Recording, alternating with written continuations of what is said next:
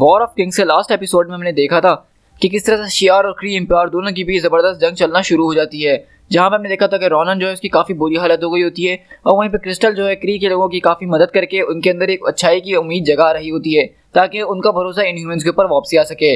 और दूसरी तरफ लॉर्ड मैक्सिमम अपनी ज़बरदस्त किस्म की सेंट्रीज बना रहा होता है जिनके अंदर उन्होंने जो है ब्लैक बोल्ट की वॉइस को इस्तेमाल किया होता है और वो शियार का जो है एक बहुत बड़ा बैटल ग्रुप उसको तबाह बर्बाद कर देती हैं, जिसको देख के वुल्कन अपना आपा खो बैठता है और वो लिलांड्रा को मारने के लिए अब आगे बढ़ रहा होता है। अब आगे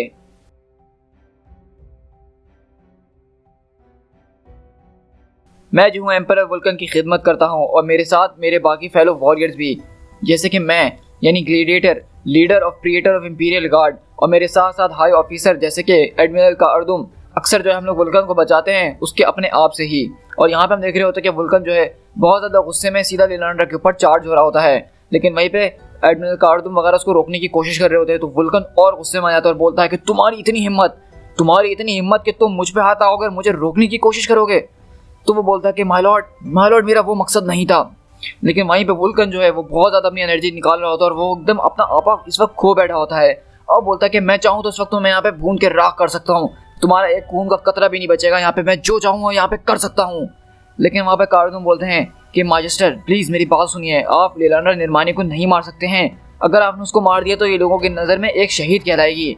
अगर आपने इसके ऊपर अभी एक हाथ भी उठाया तो लोगों की नज़र में वो हमेशा के लिए अच्छी बन जाएगी और वो इज़्ज़त आपको कभी नहीं दे पाएंगे जो आप डिज़र्व करते हैं। हमें जो है इसको मारना होगा, लेकिन सही वक्त आने पे। अभी हम इस तरह से नहीं मार सकते हैं क्योंकि ये समझती है कि ये थ्रोन के काबिल है और उसके लोग भी यही समझते हैं। और अगर आपने इसको मार दिया तो इसके शैडो में आपका थ्रोन जा सकता है आपके ज़रिए। आप मेरी बातों पर ध्यान दीजिए, आप जल्दबाजी मत कीजिए। तो वहाँ पे वुल्कन थोड़ा ठंडा होता है, बोलता है क्या तुम्हें वाकई में ऐसा लगता है कि ऐसा कुछ हो सकता है? तो बोलता है कि बिल्कुल मुझे ऐसा लगता है, इसीलिए मैं आपसे कह रहा हूँ। इसका जिंदा रहना वो हमारे लिए एक बहुत बड़ी वैल्यूबल चीज़ है। आप इसको अपनी आंखों के सामने रखें जहाँ आप इसको बस देख सकें। अगर इस वक्त इस निर्माणी को कुछ हो गया तो इसके साथ देने वाले जो हैं वो बहुत हैं और वो खड़े हो सकते हैं और हमारे लोगों के बीच एक सिविल वॉर शुरू हो जाएगी और हम ये सब अफोर्ड नहीं कर सकते हैं क्योंकि आप जानते हैं कि इस वक्त हम लोग एक क्री के साथ जंग लड़ रहे हैं और साथ में दूसरी जगहों पे भी हम एक्सपेंशन कर रहे हैं। तो ये सबको संभालना एक साथ हमारे लिए बहुत मुश्किल हो जाएगा। तो वुल्कन बोलता है कि ग्लैडिएटर तुम्हारा क्या ख्याल है? तो ग्लैडिएटर बोलता है कि my Lord with due respect, मुझे लगता है कि एडमिरल जो कह रहे हैं वो बिल्कुल ठीक कह रहे हैं, उनकी बात में दम ज़रूर है। तो वुल्कन उस तरह एडमिरल के पास आता है और उनके कंधों पर हाथ रखते हुए बोलता है अगर ऐसी बात है तो मैं तुम्हारा बहुत शुक्रिया करता हूँ और मुझे माफ़ करना कि मैंने थोड़ा सा तुम पे गुस्सा कर दिया। मैं कभी कभार सोच नहीं पाता हूँ, जज्बाती हो जाता हूँ। तो वो बोलता है कि इसमें कोई बड़ी बात नहीं है, मैं आपके प्लेजर के लिए ही सर्व करता हूँ। और बोलता है कि तुमने सही कहा था, इसको ज़िंदा रहना चाहिए, इसको ज़िंदा रहना ही होगा, लेकिन हमें इसको जो है वापसी चैंडिलार ले जाना पड़ेगा और लोगों को दिखाना पड़ेगा। हमें इसको लोगों के सामने खड़ा करना पड़ेगा ताकि लोग समझ सकें कि हम ये सब क्यों कर रहे हैं। और इसके बाद इसको कहीं ना कहीं आगे जाके मैं ज़रूर मार डालूंगा। मुझे पता है कि ये शायद प्रोसेस काफ़ी लंबा हो सकता है और स्लो भी, लेकिन तुम्हारे मुताबिक तुम जो कह रहे हो बिल्कुल ठीक है। इसके गुनाहों की सज़ा इसके लोगों के सामने मिलेगी, तब जाके ये शहीद नहीं कहलाएगी। और वहीं पे वुल्कन बोलता है कि तुम जल्द से जल्द जो यहाँ से अपनी बैटल्स वगैरह को ख़त्म करके थ्रोन वर्ल्ड पे इसको लेके जाओ, हम वहीं पे जाके बाकी की बातचीत करेंगे। तो ग्लैडिएटर बोलता है कि जैसा आप चाहें वैसा ही होगा। और वो बोलता है कि एडमिरल अपने सीनियर ऑफिसर्स को जमा करो, मुझे देखना है कि रीसेंट बैटल फील्ड के अंदर क्या हुआ है, मुझे सारी की सारी रिपोर्ट अभी इसी वक्त चाहिए। तो बोलता है कि बिल्कुल जैसा आप कहें वैसा ही होगा। और इसी तरह हम लोग दूसरी तरफ देख रहे थे कि किस तरह से ये वॉर अपने ज़ोरों शोरों के ऊपर चल रही थी, क्योंकि ये वॉर कोई छोटी मोटी वॉर नहीं है। यहाँ पे गैलेक्सी के सबसे ज़बरदस्त और ख़तरनाक एम्पायर्स आपस में लड़ रहे हैं और ये एक शियार एम्पायर जो कि बहुत पुराना और बहुत बड़ा एम्पायर है और ऐसा माना भी जाता है कि सबसे पहले यूनिवर्स में जो बसने वाले लोग थे वो शियार के लोग थे और दूसरी तरफ क्री के लोग। और आप जानते हैं कि क्री के लोग भी कितने ज़्यादा वॉर को पसंद करते हैं और साथ में इनह्यूमन्स जिनको बनाया ही इसलिए गया था कि वो वॉर लड़ सकें और क्री का नाम रोशन कर सकें। तो ये जंग आप समझ सकते हैं कि ये छोटी मोटी जंग कहीं से भी नहीं है। और इसी तरह हम लोग यहाँ पे यही देख रहे होते हैं कि किस तरह से क्री सोल्जर्स इनह्यूमन्स के सोल्जर्स सब मिलकर आपस में यहाँ पे जंग लड़ रहे होते हैं अलग अलग बैटल्स पे। और हम देखते हैं कि ये सारी की सारी कहानी बैठ के वहाँ पे क्रिस्टल जो है रोनन को सुना रही होती है, क्योंकि ये कहानी बेसिकली हमें दो लोग सुना रहे हैं। ये जो पूरी वॉर है, एक तो हमें क्रिस्टल सुना रही है अपने अल्फाजों में और दूसरी ये ग्लैडिएटर हमें सुना रहा है। तो अब हम क्रिस्टल के पास शिफ्ट होते हैं जहाँ पे वो सारी चीज़ें रोनन को बता रही होती है और बता रही होती है कि हमारे पास काफ़ी अच्छी न्यूज़ है। आज तुम देख रहे हो ना कि हमने काफ़ी ज़्यादा उनकी फ्लीट्स को हरा दिया है और शियार जो हैं अब उतने ज़्यादा नंबर में नहीं रहे हैं जितने हुआ करते थे और ये हमारे लिए काफ़ी अच्छी बात है आज के लिए। और यहाँ पे हम देखते हैं कि रोनन और क्रिस्टल के बीच बेसिकली बातचीत जब शुरू हुई है तो कुछ केमिस्ट्री चलना भी शुरू हुई है, वरना पहले क्रिस्टल जो थी सिर्फ उसको जो है एक ड्यूटी एक प्रॉमिस के तौर पे निभाना चाहती थी, इसीलिए उससे शादी करना चाहती थी।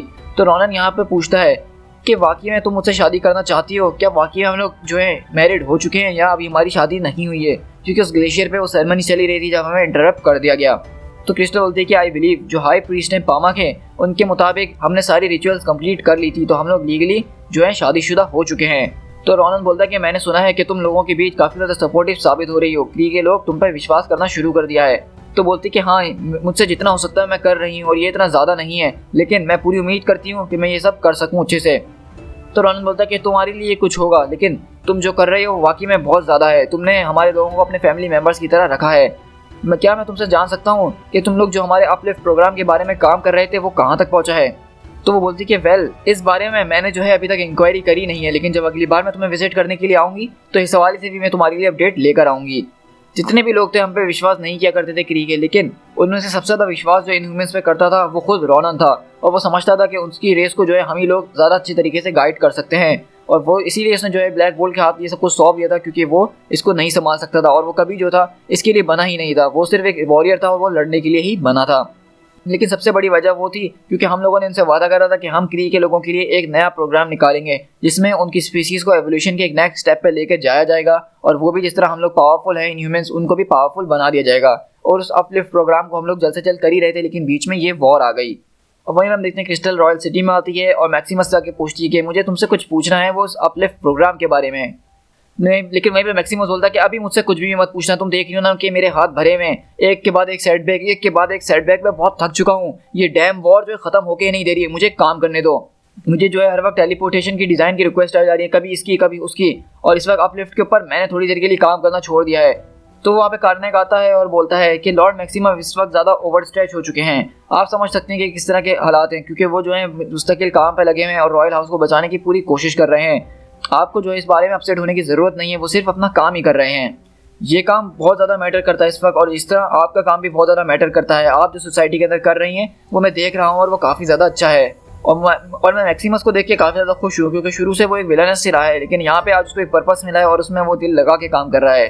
तो वहीं पे पूछती कि ये सारी बातें छोड़ो, लेकिन कार्नेक मुझे ये बताओ कि अपलिफ्ट प्रोग्राम जो है उसके ऊपर हमारा काम कैसा चल रहा है।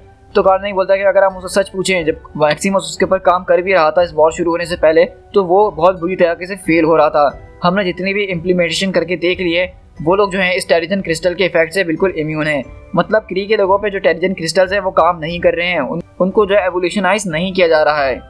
तो क्रिस्टल पूछती है अगर ऐसी बात है तो हमने जो वादे उन लोगों से किए थे क्री के लोगों से, उसका क्या होगा? अब क्री के लोगों का क्या होगा? तो वहाँ पे मेडिसा आती है और बोलती है कि हम उनकी केयर करेंगे और उनके ऊपर हुकूमत करेंगे। तो क्रिस्टल बोलती है क्या सच में? क्या तुम अपने अल्फाज सुन नहीं रही हो मेडिसा? क्या तुम उनको सेकंड क्लास सिटीजन्स बनाना चाहती हो, यानी कि गुलामों की तरह, ताकि हम उनके ऊपर हुकूमत कर सकें क्योंकि हमारे पास पावर्स हैं? हम इसके लिए यहाँ पे नहीं आए थे। तुमने वादा किया था क्री से कि वो भी हमारी तरह पावरफुल बनेंगे और हम सब मिलके भाइयों बहनों की तरह रहेंगे, लेकिन तुम ये कैसी बातें कर रही हो? तो बोलती कि हम अपनी तरफ से पूरी कोशिश कर रहे हैं, लेकिन अब हम क्या करें? अगर क्री के अंदर जो डीएनए है वो हमारे टेरिजन क्रिस्टल के म्यूटेशन से रेजिस्ट कर रहा है, तो इसमें तो हमारी कोई गलती नहीं है ना। तो क्रिस्टल बोलती है कि क्री के लोग हमसे बहुत कुछ एक्सपेक्ट करने के लिए बैठे हुए हैं, आपको समझ में क्यों नहीं आ रहा है? वो एक प्राउड पीपल है, उन्होंने ऐसे ही आपको यहाँ पे आने नहीं दिया है।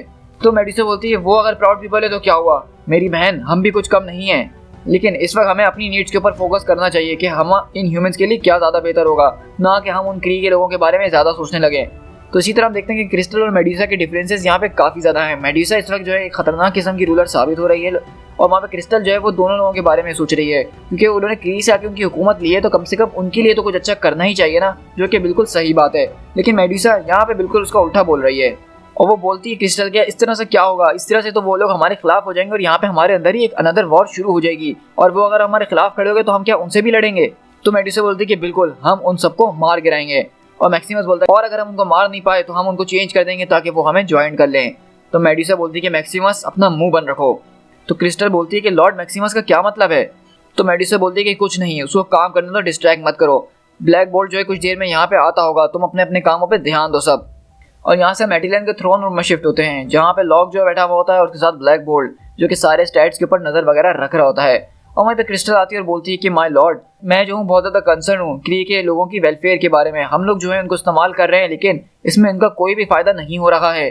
मुझे इस वक्त ऐसा लग रहा है कि हम लोग जो अपनी हदें पार कर चुके हैं, हम लोग काफ़ी आगे जा चुके हैं। तो वहीं पे जो है ब्लैक बोल्ट उसका कोई जवाब नहीं देता। तो क्रिस्टल बोलती है कि माय लॉर्ड, हमेशा की तरह आपकी खामोशी में बहुत वजन है। हम यहाँ से जो है शियार के एक वॉरबोट जहाज़ में शिफ्ट होते हैं, जहाँ पे जो है वो लोग लिलांड्रा को कैद कर देते हैं और वहाँ पे सारे इंपीरियल गार्ड मौजूद होते हैं। तो वो पूछता है स्मैशर कि ये बताओ कि प्रिजन कैसा है प्रीडेटर। तो ग्लैडिएटर बोलता है कि खामोश रहो। तो वो बोलता है कि रिफ्यूलिंग जो है तकरीबन 8 मिनट में ख़त्म हो जाएगी, उसके बाद हम लोग चैंडीलार्ड जाएंगे ना।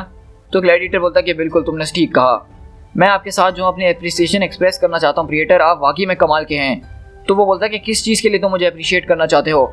तो बोलता है कि मैं जानता हूँ कि स्मैशर बनने के लिए काफ़ी ज़्यादा कैंडिडेट्स थे, लेकिन आपने मुझे चुना, इसलिए मैं काफ़ी ज़्यादा खुश हूँ, मैं आपको फेल नहीं करूँगा। तो ग्लैडिएटर बोलता है कि तुम मुझे जो कभी भी डिसअपॉइंट नहीं कर सकते हो, लेकिन तुम्हें ख्याल इस चीज़ का रखना कि मैजिस्टर तुमसे कभी डिसअपॉइंट ना हो, मैं जो है एम्पायर वुल्कन के प्लेजर के लिए ही सर्व करता हूँ। तो ग्लैडिएटर बोलता है कि बिल्कुल हम सब करते हैं। लेकिन अचानक वहाँ पर उनके शिप्स के जो है अलार्म बजने शुरू होते हैं। तो वो लोग बताते हैं कि ऑल ब्रिज स्टेशन हमारी तरफ एनिमी कांटेक्ट हो रहा है और वो तेज़ी से हमारी तरफ बढ़ रहा है, red alert, red alert, intruders abroad, intruders abroad. और हम लोग देखते हैं कि यहाँ पे दरअसल कुछ और नहीं बल्कि स्टार जैमर जो हैं वो लिलांड्रा को ढूंढने के लिए आ गए होते हैं, क्योंकि उनको लिलांड्रा की लोकेशन पता चल गई थी। और वहीं पे हैवॉक बोलता है कि कॉर्वस शुरू हो जाओ इन लोग को निपटने के लिए। और वहीं पे लॉर्ना बोलती है कि एलेक्स, ग्लैडिएटर देखो बिल्कुल तुम्हारे सामने है। तो वो बोलता है कि मैंने उसको देख लिया। और वहीं पे हैवॉक जो है अपनी ज़बरदस्त किस्म की पावर मारता है ग्लैडिएटर को, जो कि दूर उड़ के जाता है। और ग्लैडिएटर बोलता है कि स्टार जैमर्स, ये तुम्हारी एफर्ट जो है बिल्कुल आज बेकार जाने वाली है। तो हैवॉक बोलता है कि हाँ मुझे पता था कि तुम ऐसे ही कुछ बोलोगे, लेकिन इस बार मैं अपने साथ लिटिल मसल लेकर आया हूँ, हम अपने साथ लेकर आए हैं गार्डियंस ऑफ द गैलेक्सी को। तो वहाँ पे एकदम ग्लैडिएटर बोलता है कि कौन से गार्डियंस, मैं तो नहीं जानता। लेकिन वहीं पे बेसिकली हम लोग देखते हैं कि यहाँ पे जो गार्डियन ऑफ द गैलेक्सी की टीम होती है वो यहाँ पे आ गई होती है।